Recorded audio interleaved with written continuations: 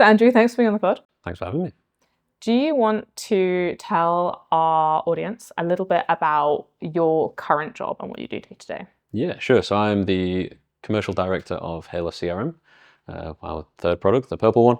And day to day, I do the running of general sales, so demos and discovery calls and showing people what HaloCRM does and taking them through the sales process, signing contracts, getting them started, and ultimately just getting them excited about Halo, but then also run the general commercial side of things. So work with marketing, do the shows, do the bit of the product roadmap with our product director as well, where people want to see HaloCRM go in the future, and then train all salespeople as well. It's quite a varied job. We're quite a small team, so wear quite a few hats. So I guess a fancy title, commercial director, but also do account executive or salesperson, marketing person. It depends what day it is. I like that. It's been interesting to go through people's different titles as they come on here, and I thought, I don't know that's your. Like, I know what you do, but I don't know that's your title. Yeah, it sometimes changes day to day, depending who asks. But yeah, overall, just looking after sales, I guess. Perfect. And we'll touch a bit more on that later, as we always do. But it would be great to start with at the beginning. Yep. So, what did you study, and why? So I did business management at the University of Nottingham. The why is because it just sort of worked with what A-levels I did. Okay. And I chose those A-levels because it was just sort of what I was good at GCSE. So there's no real vision, I guess. There's no intent to do business. I just sort of felt like I was pretty good at it at GCSE, and A-levels did economics and maths and business, and then went into doing a degree with it. I did more on the people side of things, like people management and understanding why organizations grow into different sectors and things like that. So that was quite interesting, and more on the, I guess, psychology side of things as well. Understanding people, I guess, sort of manipulating people into sales and trying how you can sell to people like that. But yeah, lots more on the sort of, I guess, people side of things. But it's quite cool. I never realized that was, stupidly an aspect of business. I always thought, business is so boring. It's just spreadsheets. Men in suits and spreadsheets and stuff. And actually now I'm very interested in organizational psychology. I'm like, that's quite an interesting thing. So yeah, it was really cool. I did a bit in my A-level economics about behavioral economics. Okay. And then followed that through into degree as well. And studying that side of things was really cool. So how you can nudge people into purchasing different things or behaving in different ways on a macro level. So government's doing it, or on a micro level through businesses just trying to persuade people to buy things. So that was quite enjoyable, that side of things, rather than doing the accounting. And I did all that, but I skipped through that pretty quickly and got rid of that bit. Should I be scared? Are you manipulating me now? No. I think this is the first podcast where they're manipulating me. I guess no matter what I answer, you wouldn't believe me. You got me there. Oh no, being outsmarted. Okay, so you did your business degree. Yes. Then what? What did you think? Sort of, were you looking for a job in a tech company? Were you looking to work in Suffolk, I guess? Probably not. I didn't know Suffolk existed by the time I finished my degree. I didn't really know what was down here. Yeah. If you can't tell from the accent, I'm not from Suffolk. For the people watching, that is.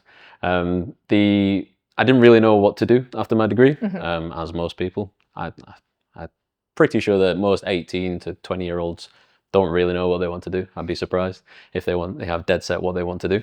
So yeah, I wasn't really focusing on going into tech or sales really or anything like that. I was just blanket going across all the different business related degree apprenticeships or going through the graduate schemes. So applied for lots of different ones across private sector, public sector, up and down the country really. I was focused mostly in the north, so I could sort of stay near my friends and family and stuff. Yeah. And then got wider and wider until I'm just searching. One day found Halo, realised that they did a pretty cool sounding graduate role and there was free beer. So I was like, I'll apply for that one. And here we are.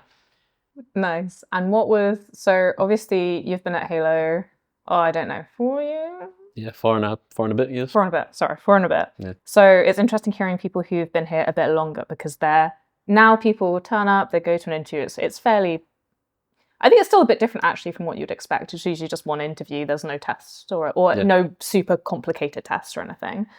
But back in the day, all the interview stories seem to be a bit weird. So How was that for you? Did you come down to Halo House? Yeah, so my first interview was just on a Zoom call with Paul, and it just so happened that I was down here because my brother lives down here. He got a job just a bit before me, so I sort of knew Suffolk, didn't know where Stowmarket was, but yeah. So I was down at my brother's house, and I got a reply from Paul saying, "Can we have a video call tomorrow?" I was like, "Yeah, sure." Jumped on that one, and then he was like, "Oh, so you're like around the corner. Your brother's down here. We got chatting about that." I was like, "Cool. Do you want to come into the office tomorrow?" And I went in for an office interview the next day, and yeah, it was just another casual conversation. He showed up in shorts and and a Mercedes hat. I think we talked about my degree, talked about football, a bit about the work, and yeah, got an offer there. So very casual compared to a lot of the other sort of graduate schemes that I'm applying for, where it's interview after interview, an assessment center, and yeah, 7 different stages before you even talk to someone. It was very different to that, which definitely filled me with a bit more confidence and a bit more like the fact that I wanted to work at a company like that rather than joining the big sort of corporate wheel. And did Paul talk to you a little bit about, I think his kind of selling point is always the culture. Like I feel like you never have that conversation straight away and you're like, right, I understand what Halo is and I love the product. You're a bit like, I don't know what's going on, but this sounds interesting. Yeah, it was. Yeah, we didn't talk too much about the product. Did a bit of research about it. Didn't really know what ticketing systems or CRM systems were. I think one of the first things I said in the interview was talking about people management and management of teams, and that interested me and things like that. And straight away they were like, "Yeah, we don't have any team managers. We've got a flat structure." And I was like, "Well, I've botched the interview then. Okay, yeah, I'll just go home now." But the more and more that we talked about that, the more entertaining it became, like realizing what the Halo culture was about. It was just loads of graduates and sort of young, enthusiastic people that wanted to work really hard. Like the culture side of things was definitely coming across just in the sort of an hour interview that we had. Yeah, I think that's definitely a thing of you're not in an interview being tested on what you know, it's just about how you think. So if you can adapt to that and you're like, oh, flat structure, I hadn't thought about that, that sounds interesting, then that's obviously, fine. You're in, got the job. So you join Halo. I guess you have to move down to Suffolk. I do, yes. How was that kind of the first few months? Obviously, it's very different to what the grads would experience now in their training, just for any perspective, grads watching. Yeah, it's definitely different now. Yeah, there's a lot more, I guess, yeah, a lot more structure now. There's like, yeah, full training plans for everything. I think back in the day, we were just sort of thrown into the deep end a little bit, which was kind of scary, especially adding on the fact that I was moving 4 hours away from my hometown, my friends and family and things. Luckily, I had my brother down here, which was nice enough. But yeah, it was just completely new environment, and then just had to sort of fend for myself, start making new friends within there. And I thought it was going to be pretty difficult, pretty scary joining a new job. And the first, I guess, 4 days, 5 days, maybe first week or so was pretty tough. And it was trying to learn the entire product, trying to make new friends and trying to figure out what the hell was going on.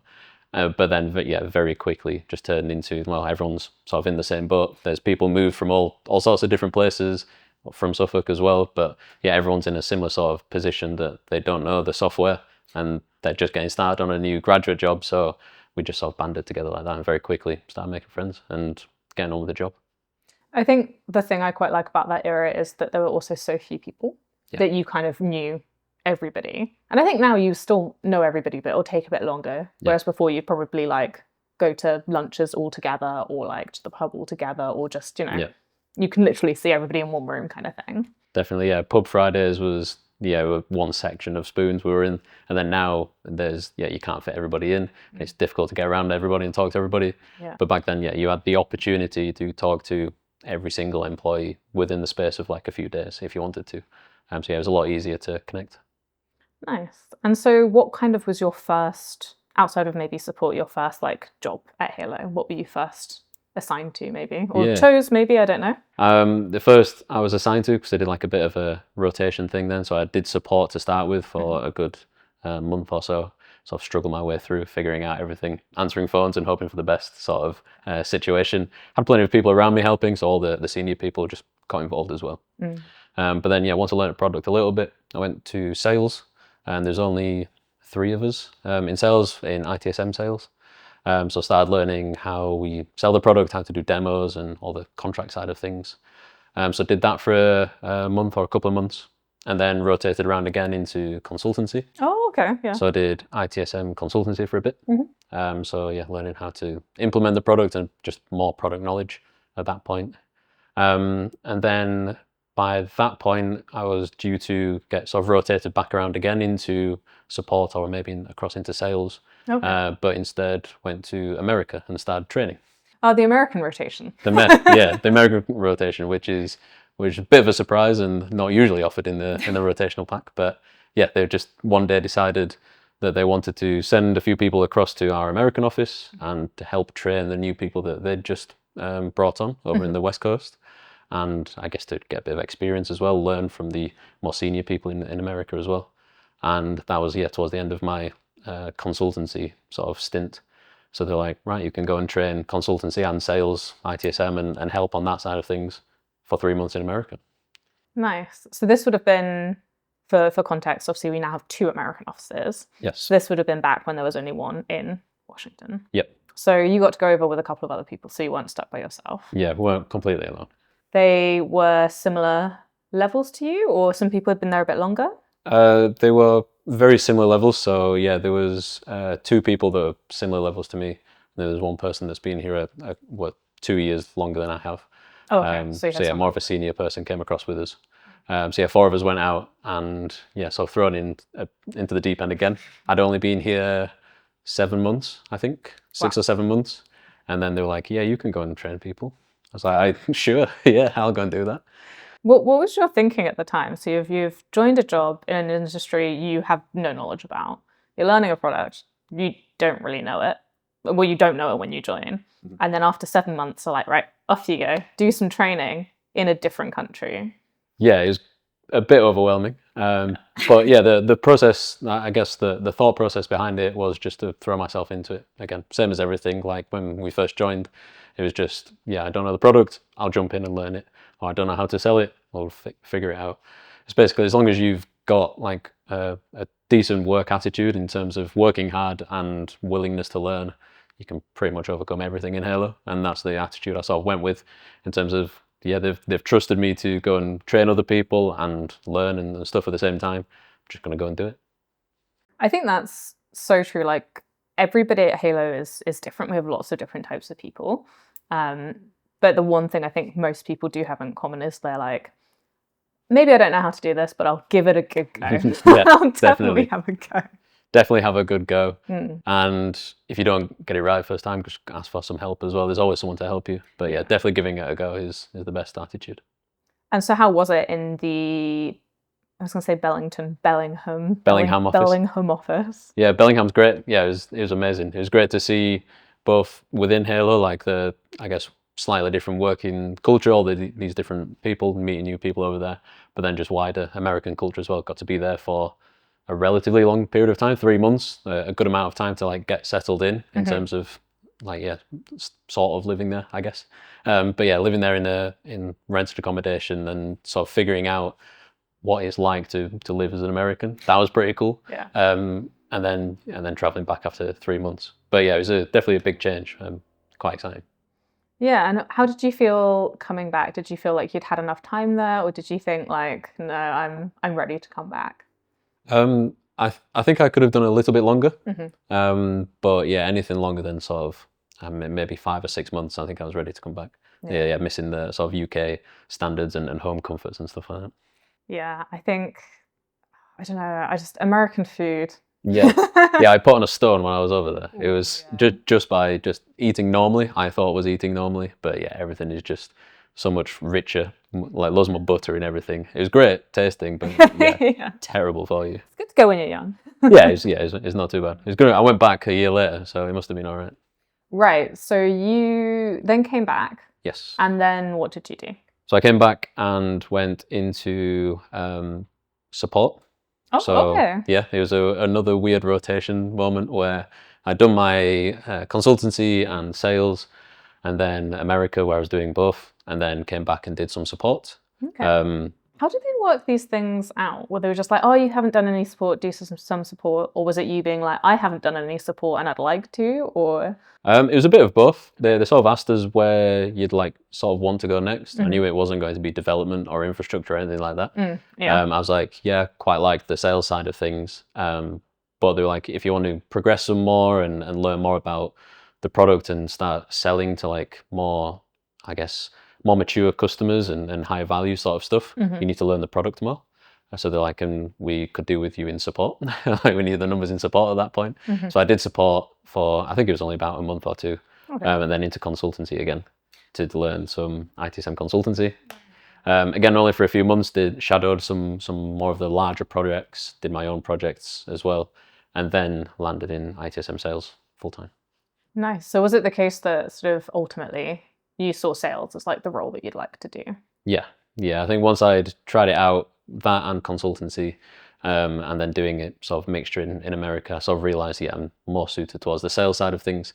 It just, I guess, comes a little bit more naturally to me in terms of like the initial demos and hype and showing off bits, I guess, is nice. Okay, yeah. Compared to, yeah, the week after week nitty gritty of getting stuck in with the consultancy side. I just naturally leant more towards the sales side of things. Yeah. So then, yeah, when I came back, they were like, yeah, we want to train you up and do some more product stuff and get used to consultancy. And it was sort of my choice, sort of them saying you probably prefer sales. It was a bit of both, just a nice conversation, and then ended up in sales. I like that because now anybody who wants to join sales, they need to do some consultancy because obviously it's really helpful to have that deep product knowledge. We want our salespeople to kind of sell from a technical standpoint rather than like a sales standpoint, I guess. Maybe I'm wrong, but... No, completely right, and it definitely does help. Yeah. So yeah, my time doing consultancy and everybody else in the sales team has done the same. Doing a stint of consultancy first, or yeah, being a full-time consultant for a while before coming across the sales, it's definitely helpful. Yeah, it's really interesting because like that's now a like solidified sort of process because obviously everything's more solidified now about what they want people to do, but it's clear that it's actually always been happening because they know that that's like the way that it should be done so that you do have that knowledge. So it's interesting to hear like the different ways it's done. It's like always the same idea but like implemented different ways. It's like we've accidentally stumbled upon a process and gone, actually, yeah, that worked. Let's solidify that.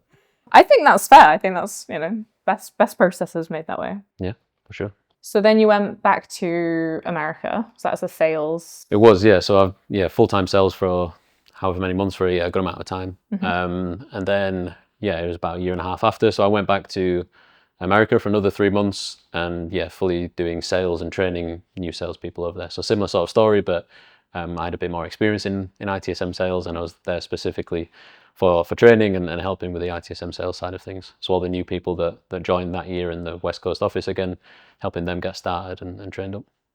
Nice. And so ever since then, up until a point, you just did ITSM sales. Correct, yeah. And then CRM happened. Yeah. Do you want to talk a bit about, I guess, that from your perspective and sort of being either roped into that or interested in that maybe? Yeah, so there's a good team of us in ITSM sales, progressing nicely, like people that started similar times to me, just getting better and better, doing bigger and bigger demos and working on larger deals and things. So plenty of progression happening within there. And then an opportunity came up for they needed a salesperson and they needed someone to run the sales side of our new product, HaloCRM. So they had a team set up for the product side of things and the developers and things like that, but needed someone from a sales perspective. And they just let us all know about it, let us know about the opportunity, and if we were interested to go and talk to them. And I was like, yeah, that sounds pretty fun. Like I was completely happy with where I was and how I was progressing. It just looked like a new challenge and something else that I could throw myself into. And just being able to work with a different part of the platform, work with different people. I wouldn't say I was getting bored with ITSM, but like talking to like similar types of people over and over again, working on the same side of the platform. It felt like CRM being a bigger part of the platform, a bigger industry, a bigger market to work in. It just felt like there'd be a bit more of a variety. Yeah, for sure. And it was a pretty cool like escalation as well. So like being able to jump from being part of a team and working pretty well in the team, but then starting to head up a team and starting to, in the future, start training people and start looking after what I do now is, the global sort of sales, looking after everything for CRM. Yeah, because it's interesting. I've talked to a few different people, and a lot of them, they've started somewhere and then they've actually branched out into this new role. And whilst, I mean, a sales role, that part maybe isn't new, but it's a new product and it's a new way of doing things and it's a new market. Yeah. And also, obviously, you're taking on some of the marketing side as well. So I think that's something that would certainly appeal to me, being like, oh, I can do this thing myself. It's a good example of how like new roles come up that you might not think would be there, and it wasn't there when you started. Wasn't there when I started? No, absolutely not. And yeah, like I say, it's more of a classic role, like a sales role. It was, I guess, always going to be there at some point. But yeah, just having the opportunity to go away from what I'm doing day to day and actually exploring new things and doing new market research, learning new skills, everything like that was, very exciting. And you are now training up some people? Yeah, so the CRM team's expanded now. So yeah, we're getting more and more people coming from the rotations and the grad scheme and everything that's happening right now, coming through support into training how to be CRM consultants and CRM salespeople. So I look after all those as well. Is that quite exciting, having that kind of role? It is quite good, yeah, because I get to do all the fun stuff that I do in my day-to-day sales role of demos and working with customers that I quite like. I get to do all of the more producty and marketing side of things and working with the website and the trials and everything like that. And then also get to train people to do everything that I'm doing. And like seeing them progress is really fun. One of the reasons to get you on the pod is that it's now November, and you do a lot of sort of November related activities around internally, maybe personally, I don't know. So we thought it'd be good to get you on and talk a bit about men's health, I guess more specifically mental health within the workplace. Yeah. So do you want to maybe start by talking about why you think that's important to think about in a company? Yeah, for sure. So I think it's very important to think about and just sort of promote within a company, especially companies like ours, that it's a lot of young people and a lot of hardworking people as well. So when we've got this sort of work hard, play hard sort of mentality, it's really useful. It's really fun. It's really great. But if it's sort of condensed and people are putting a lot of pressure on it, then it can lead to some very bad outcomes for men's health. And it seems to be a bit more geared towards men as well. So when there's lots of pressure to perform, when there's lots of pressure to do really well, like there sort of is within Halo and within a lot of companies similar to Halo, where you want to be the best version of yourself, you want to hit your right sales numbers, you want to be performing to the best sort of level that you can do, then a lot of the times your own health and the health of people around you it just sort of goes unchecked. It doesn't get spoken about.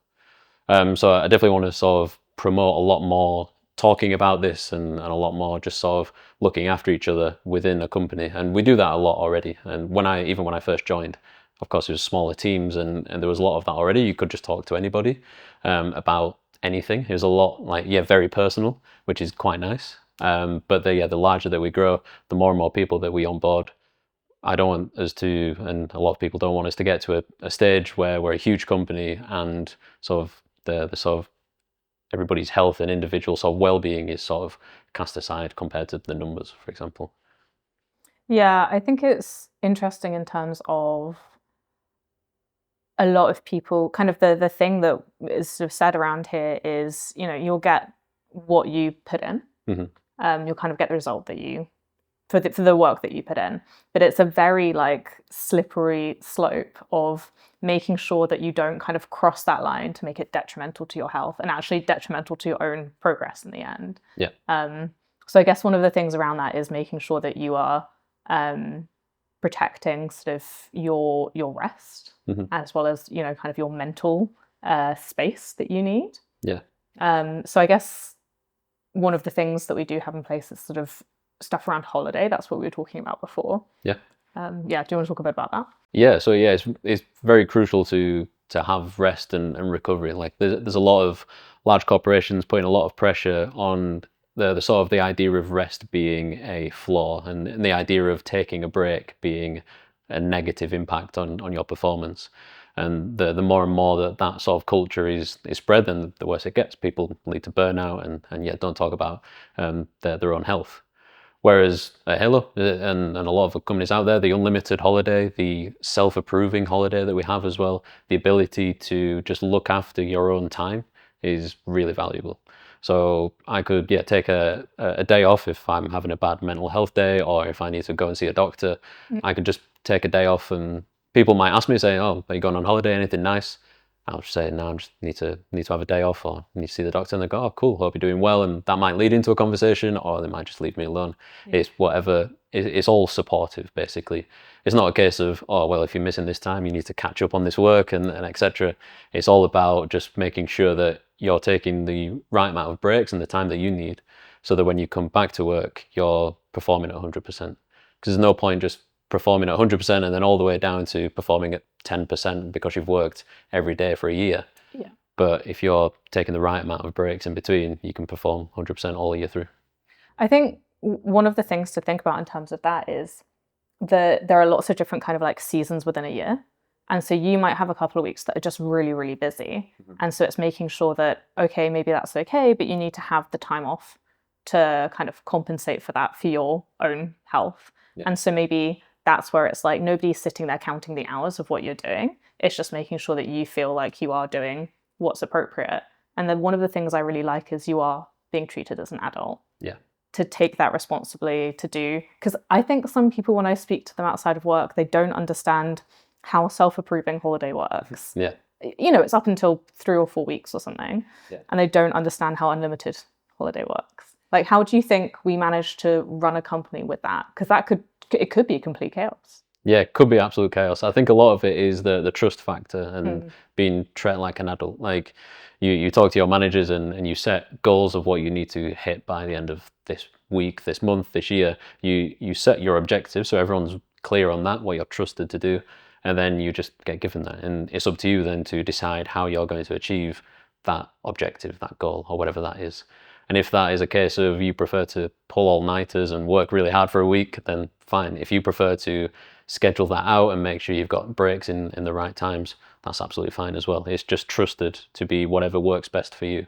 I think that's what a lot of it is, just having that space, having that opportunity to do what is best for you rather than what's best for overall what people think are best for you, if that makes sense. Yeah, for sure. And I think, it's definitely, there's no monitoring of your, like, what are you doing at 3:30 on Monday? Like maybe you are going for a walk because you want to go for a walk whilst it's still light. Yeah. Before it gets dark, that's something you might want to do. And I think that freedom is really helpful. And with the self-approving stuff, I think one of the reasons people outside of here don't understand it is because they're not treated like adults. That's my theory. Yeah. And I think having that responsibility given to you and that sense of autonomy, I think that helps, because I think a lot of people feel trapped by their workplaces and they have no choice. And I think that can be a bit detrimental to mental health. Absolutely, yeah. If there's lots of policies and rules onto when you should be clocking in or clocking out, or what you should be doing at certain hours during the day, it's hard to escape from that. It's hard to speak out about that. It's hard to have space to talk about anything else other than what you should be doing in those hours. And then maybe you are like grinding throughout the day and then you're exhausted at the end of the day. You just need to go home. You don't want to go see your friends, or you don't want to do any of the outside activities or anything like that. You just end up going home and then you come back, and that can be detrimental for sure. But in the space that we have, you can be like, hang on a minute, I need to have a rest from this. I need to go and speak to someone. I need to go and have a walk or whatever. And I'm free to do that as an adult. It's my own choice. Yeah. And that just promotes a lot more, healthier mental health and a lot more space for people to talk about whatever it is that they need to talk about. And do you think that kind of plays out in terms of like ownership of your work? So you're also, expected to, sort out how you're going to do that. When are you going to schedule calls with your clients? Obviously, there are some contractual obligations to that, but how you go about doing that. Do you think that's helpful as well? It is, yeah. It gives you more responsibility, which is great for owning your own workload and deciding when that happens. Also accountability on if it does go wrong. You can't just sit back and blame the system. It is all on you. It's you're accountable for that. So that can feel like a good amount of pressure for sure. But when you finish that project or complete that sale or complete anything, the main objective that you're doing, that you are solely accountable for, it's a great feeling to have that accomplishment. So that definitely helps promote just people working hard at what they've been set to do for that outcome, for the sense of accomplishment, but being able to do that in their own way.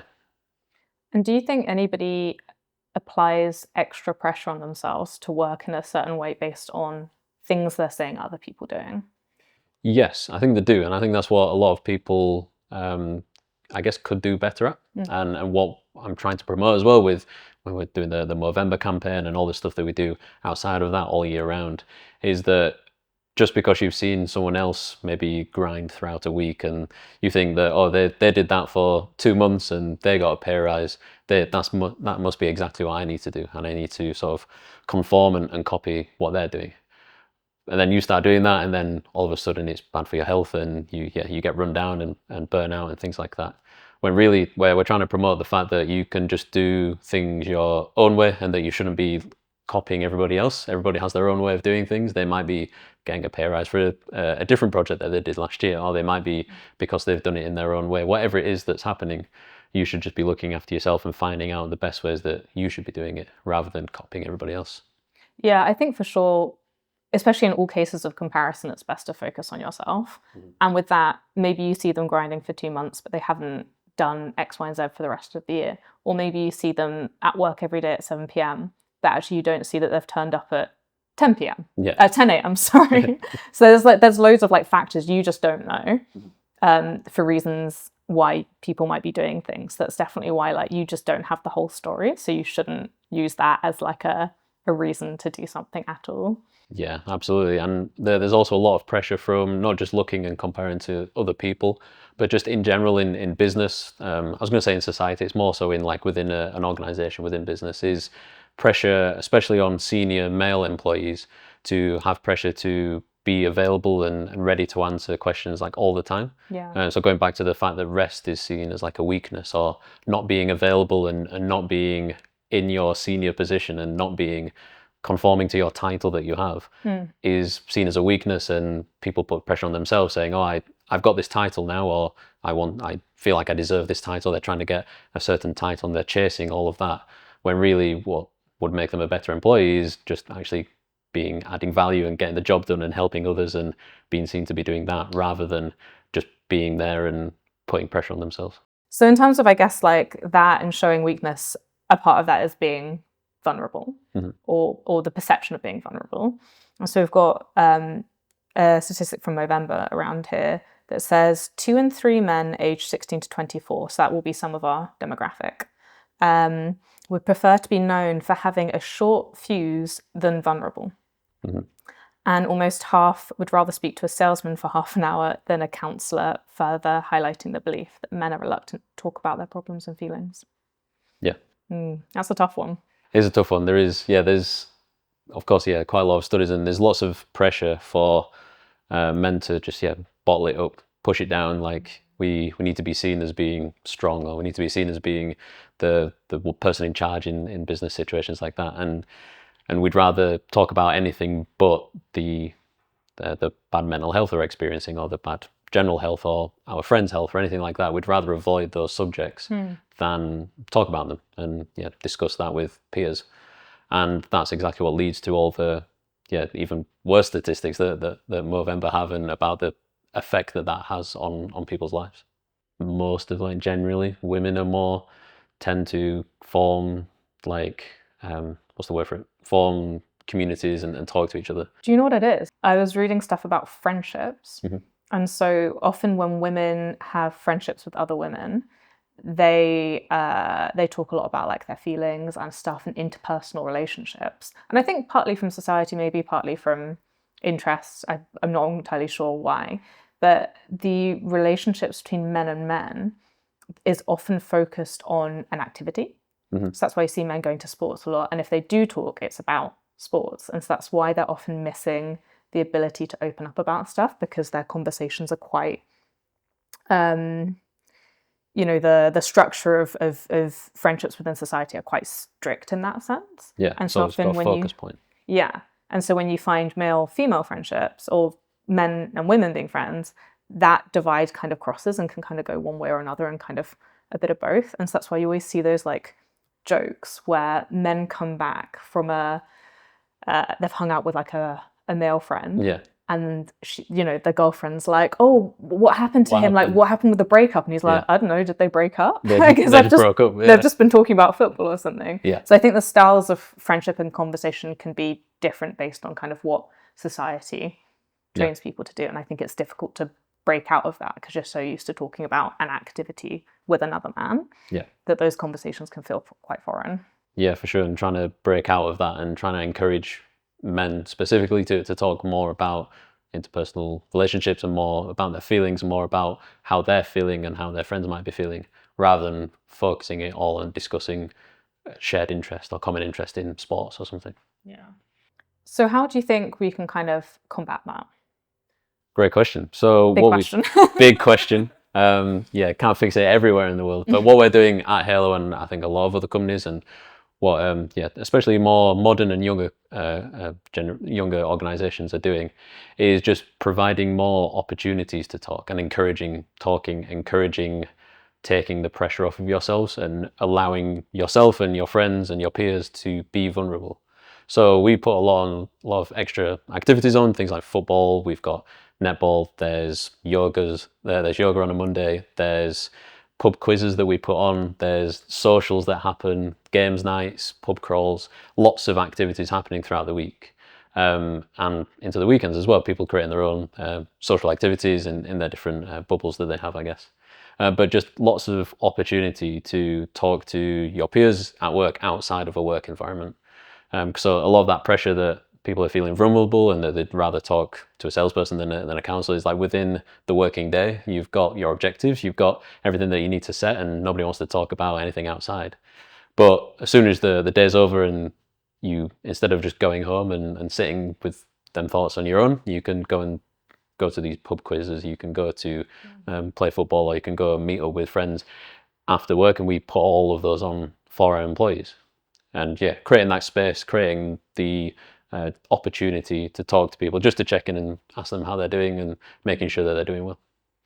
I like that. I think in general, it's that creating of community that sometimes comes more naturally to women, not always, but sometimes it can do. Mm-hmm. And so I think having those set activities that anybody can turn up to. So like for the pub quiz, even if you didn't have a team, you just join one, and it's not something where you don't even need to talk to the people on your team if you don't want to, but you'll have that sense of community and feeling included. Yeah. So if you don't want to talk, you at least have, that feeling which will probably help in some aspect or another.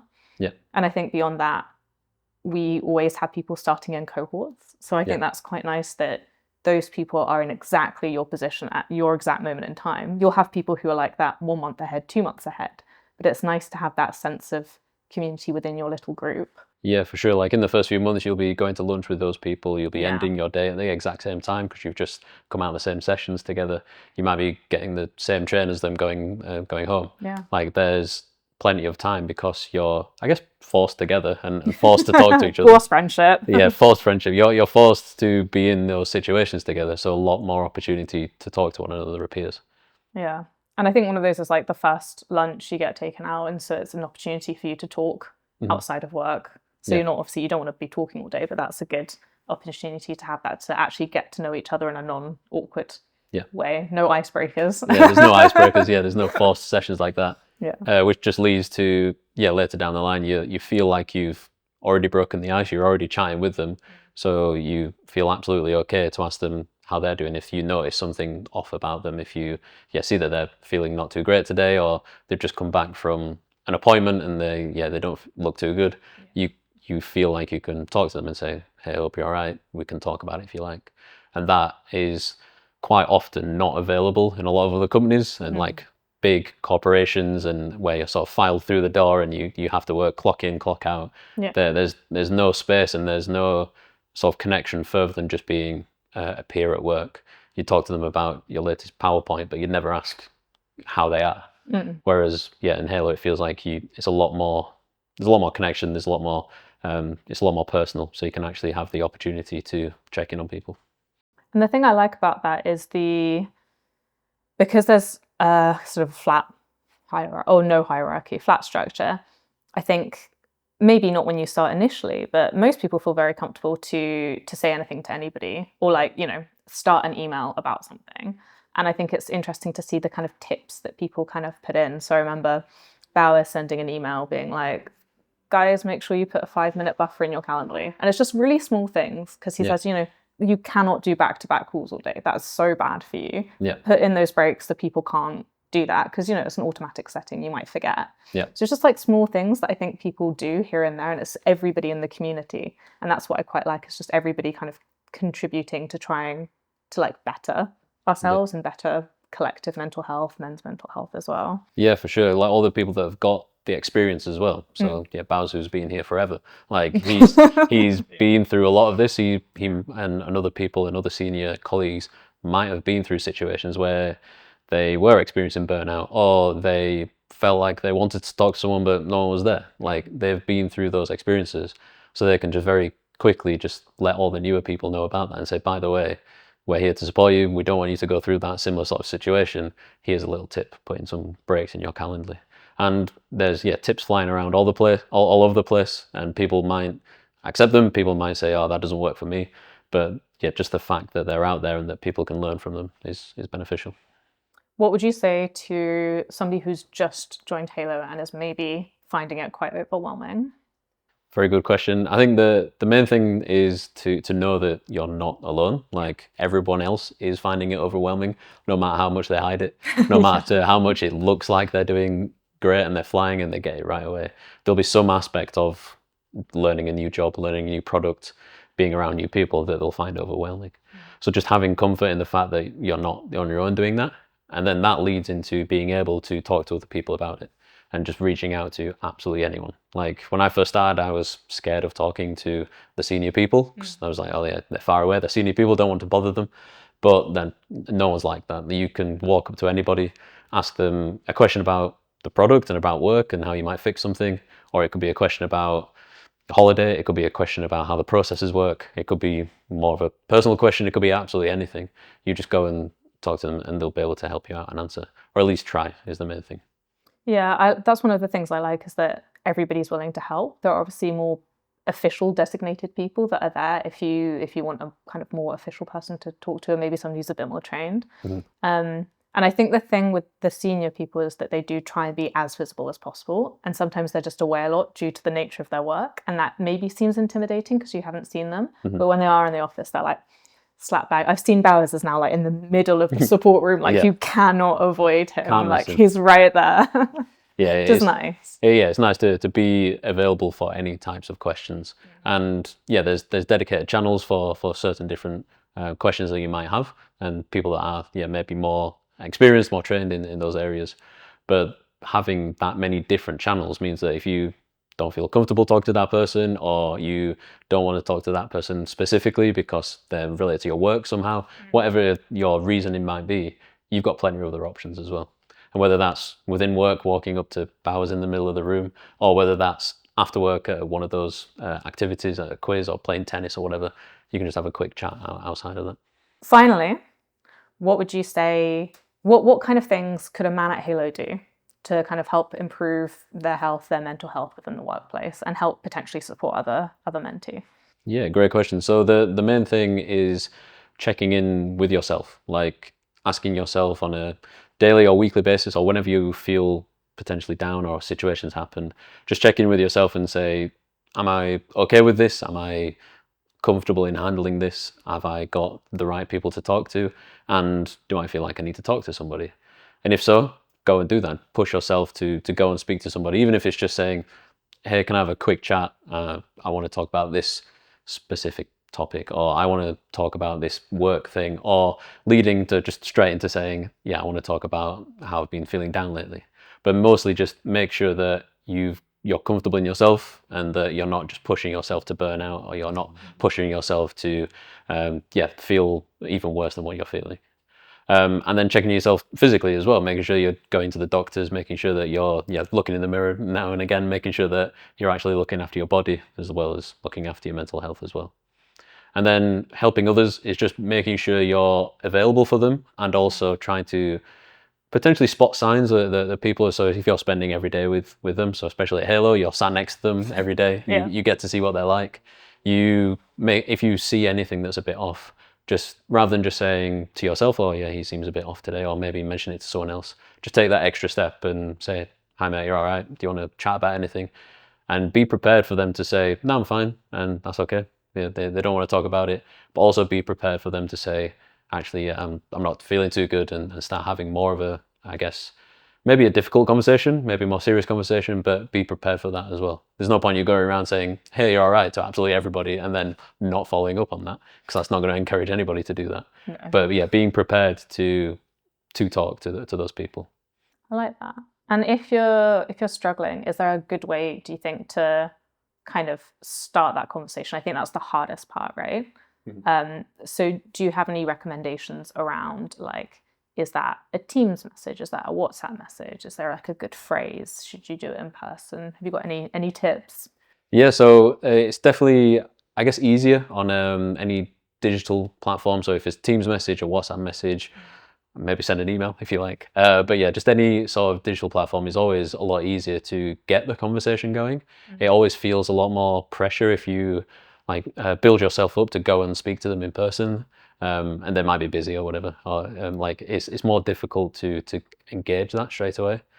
But what I'd also recommend is that when you're sending messages for reaching out to people, asking them for help, or if you're checking in on someone, if you're starting that digitally, try and move that into more of a personal connection. Like say, hey, I hope you, a good start, for example, is, hey, I noticed you weren't quite yourself today. Is there anything you want to chat about? They might say, yeah, I'm all right, but feeling this way, feeling that way. And they say, oh, let's have a chat about it in a video call, or let's talk about it at lunch tomorrow, something like that, and move that into something. If they feel like, if they straight away want to have a chat, of course, reply to them on the message, on the WhatsApp or whatever it is. But it's always best to get that connection in person. Yeah, for sure. I think that's even if you, especially with mental health, you're not going to sit there and solve the problem by listening, but it's the effect that the person gets from feeling heard. Yeah. And so doing that in person is significantly easier, especially with text, and you're like, oh no, they haven't put a full stop, they hate me. Yeah, it's the interpretation side of things. Whereas in person, you can very quickly, reiterate a fact, or definitely change it. It's very easy to see how the message was going to be interpreted in person, for sure. And just being available to talk about absolutely anything. Nice. Well, thank you so much for being on the podcast. Thank you very much. And hopefully this has kind of helped people outside of Halo just know a bit about how we do things here, and anybody in Halo, if they are struggling in silence, especially men, that they should try and reach out where they can. For sure. Yeah. Thank you. Thank you very much. Thanks for watching this episode of the Halo Aid podcast. If you like what you see, you can follow for more. And if you're interested in being a guest, you can email us at podcast@imagineifhalo.com.